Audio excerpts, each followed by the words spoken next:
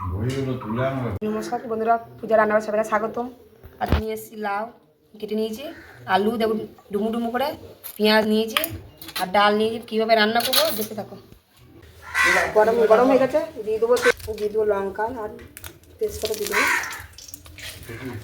দেবো জিরে, গোটা জিরে অর্ধ দিয়ে দেবো,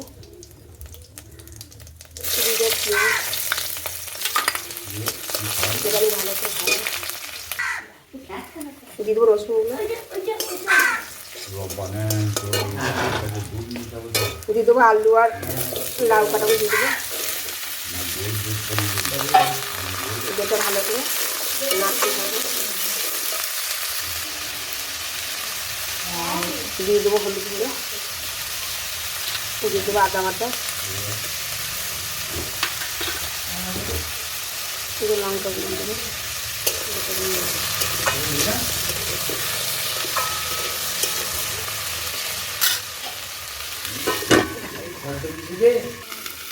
এবার ঢাকা দিয়ে আমি নাড়বো।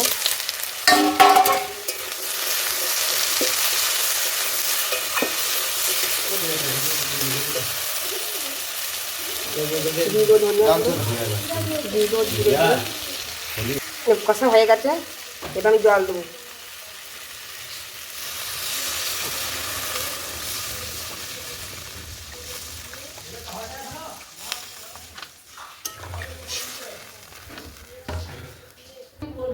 গরম হয়ে গেছে, দিয়ে দেবো আমি ডালগুলো, দিয়ে দেবো, ঢাকা দিয়ে দেবো।